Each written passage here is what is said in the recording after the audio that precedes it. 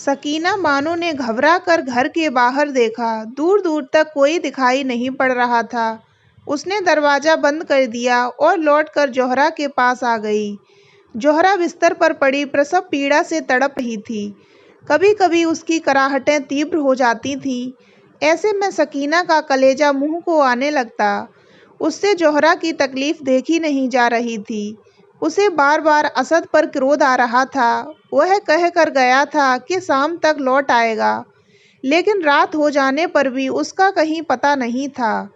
घर में असद ने इतने पैसे भी नहीं छोड़े थे कि वह स्वयं ही किसी डॉक्टर को बुला लाती।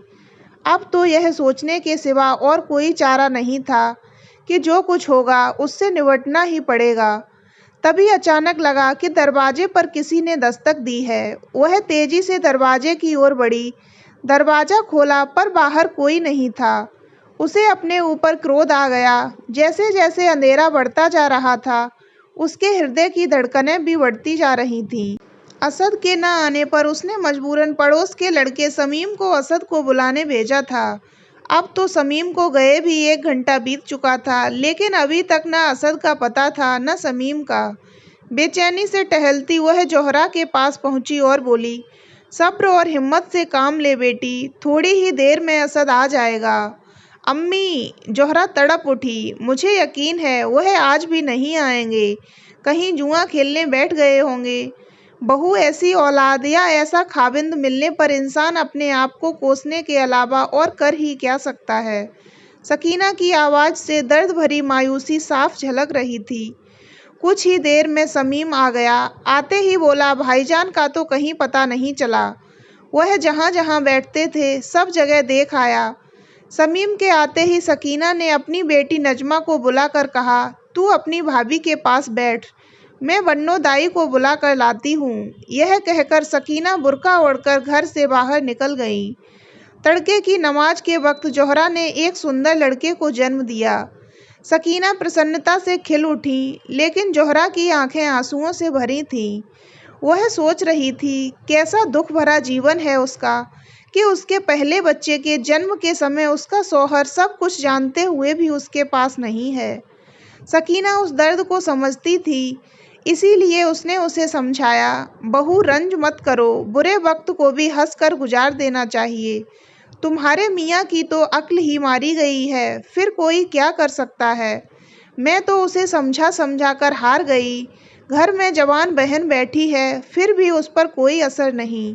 कहाँ से करूं बेटी की शादी, मुझे तो दिन रात उसकी ही फिक्र खाए जाती है। दूसरे दिन शाम को कहीं जाकर असद ने घर में प्रवेश किया। बच्चा पैदा होने के बावजूद घर में बजाय खुशी के सन्नाटा छाया हुआ था।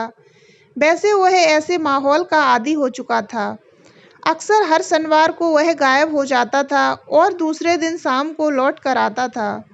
सकीना ने जब उसे बताया कि वह एक बेटे का बाप बन चुका है, तो वह सिर्फ मुस्कुरा कर रह गया। जब असद जोहरा के पास पहुंचा, तो जोहरा ने उसे देखकर मुंह फेर लिया। असद हल्के से मुस्कुरा दिया और बोला, लगता है मुझसे नाराज हो। भाई क्या बताऊं, रात एक दोस्त ने रोक लिया, उसके यहाँ दावत थी। सुबह सोकर उठा तो बोला दोपहर का खाना खाकर जाना, इसलिए देर हो गई। लाओ मुन्ने को मुझे दे दो, देखूं तो किस पर गया है। जोहरा ने पटकने वाले अंदाज में बच्चे को असद की ओर बढ़ा दिया। असद ने बच्चे को गोद में लिया तो वह रोने लगा। अरे अरे, रोता है, बिल्कुल अपनी अम्मी पर गया है, असद ने हंसकर कहा और बच्चे को जोहरा की ओर बढ़ा दिया। जोहरा ने बच्चे को ले लिया। असद ने हंसकर जोहरा की ओर देखा और बोला, लगता है आज बेगम साहिबा ने न बोलने की कसम खा रखी है। पूरी रात तकलीफ से छटपटाती रही, पर आपको तो अपने दोस्तों और जुए से ही फुर्सत नहीं थी। हार कर अम्मी को ही जाकर दाई को बुलाकर लाना पड़ा। आपकी बला से मैं मर भी जाती तो आपको क्या फ़र्क पड़ता, कहकर जोहरा सिसक पड़ी। लेकिन मैंने जुआ कहाँ खेला, असद ने अपनी सफाई पेश करनी चाहिए। मैं तो दोस्तों के साथ दावत में था। दावत में थे तो वे 500 रुपये कहाँ हैं जो कल आप मुझसे झूठ बोलकर ले गए थे, जोहरा ने पूछा। मैं तो, असद का रंग सफ़ेद पड़ गया। फिर वह तुरंत ही संभल गया और कड़क कर बोला, तुम कौन होती हो पूछने वाली। मैं जोहरा कुछ कहना ही चाहती थी कि अचानक सकीना ने खांस कर कमरे में प्रवेश किया। सास को देखकर जोहरा चुप हो गई। सकीना जोहरा के निकट आकर बोली, बहू मुन्ने का अच्छी तरह ध्यान रखना। बाहर बड़ी ठंडी हवा चल रही है। मैं अभी थोड़ी देर में तुम्हारे लिए खाना लाती हूँ। फिर एक नज़र उसने असद पर डाली और बोली, जाओ असद, तुम भी खाना खा लो। असद चुपचाप कमरे से निकल गया। जोहरा उदास नज़रों से अपने शौहर को जाते देखती रही। सकीना ने अपने पोते का नाम जफ़र रखा था। जफ़र 2 माह का हो गया था। उसने हाथ पैर चलाने के साथ साथ मुंह टेढ़ा करना भी सीख लिया था। उसकी इस हरकत से घर के सब लोग हंस पड़ते थे। असद तो जैसे मुन्ने के लिए दीवाना सा रहता था। दफ्तर से आते ही वह मुन्ने से खेलने लगता। जुआ तो उसने खेलना बंद नहीं किया था, लेकिन उसका रात रात भर गायब रहना अब तकरीबन बंद सा हो गया था। एक दिन जब असद मुन्ने से खेल रहा था तो जोहरा बोली, सुनिए, मुन्ने के लिए बाजार से कुछ कपड़े ला दीजिए।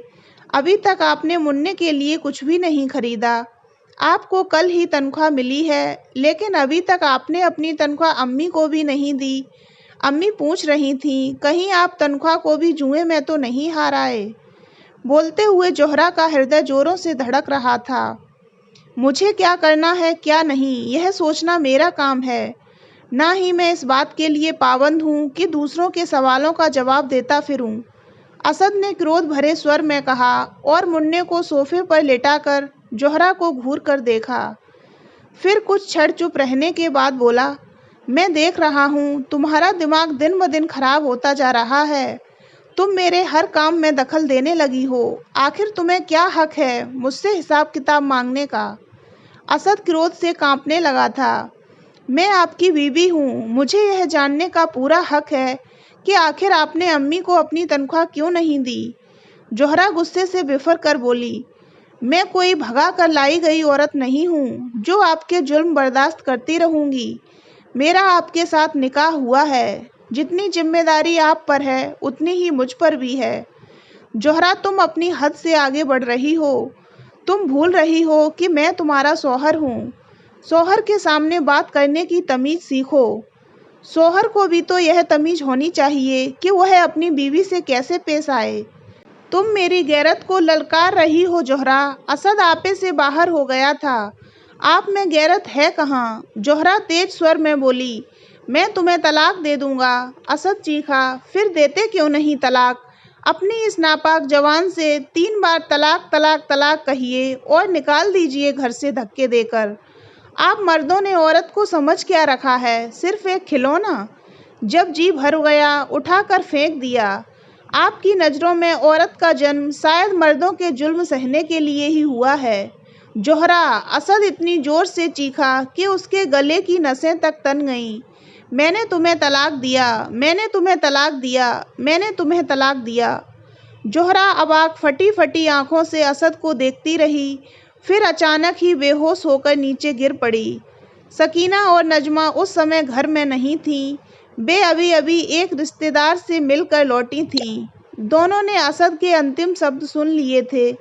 सकीना ने असद की ओर क्रोध से देखा और बोली, असद, यह तूने बहुत बुरा किया। असद बुत की तरह स्थिर खड़ा था। सकीना ने असद को झंझोड़ा तो उसने चौंक कर अपनी अम्मी को देखा और तेजी से घर से बाहर निकल गया। सकीना उसे आश्चर्य से जाते देखती रही। फिर सकीना ने नजमा की मदद से जोहरा को चारपाई पर लिटाया और उसे होश में लाने की कोशिश करने लगी। उधर नजमा रोते हुए मुन्ने को गोद में लेकर उसे बहलाने की कोशिश करने लगी। शाम को जब असद ने घर में प्रवेश किया तो घर में छाई खामोशी ने उसे अंदर तक कचोट दिया। एक आशंका ने उसे कपा दिया। कमरे में घुसते ही उसकी नज़र सोफे पर बैठी अपनी अम्मी पर पड़ी, जो गुमसुम सी कहीं खोई हुई थी। असद ने धड़कते हृदय के साथ पूछा, जोहरा कहाँ है अम्मी? जोहरा? अचानक ही सकीना ने चौंक कर असद की ओर देखा और बोली, अपने मायके चली गई है। मैंने बहुत रोका, लेकिन वह बोली कि अब उसका इस घर से क्या रिश्ता है। उन्होंने मुझे तलाक दे दिया है। अब उनके पास मेरा रहना हराम होगा। यह सुनकर असद अवाक रह गया। उसका सिर घूमने लगा। उसे उम्मीद न थी कि वह क्रोध में यह सब कर बैठेगा। उसने भर्राए स्वर में पूछा, अब क्या होगा अम्मी? मैं जोहरा के बिना नहीं रह सकता। मुझे नहीं मालूम था कि मैं इस जुए के चक्कर में अपने जीवन की सबसे बड़ी बाजी हार जाऊंगा। तुमने बहुत देर कर दी बेटे। ऐसी शरीफ और नेक बहू ढूंढने से भी नहीं मिलेगी। तुम उस पर जुल्म करते रहे, लेकिन उसने कभी उफ तक न की। मगर आज तो तुमने वह काम किया जो कोई खूनी इंसान ही कर सकता है।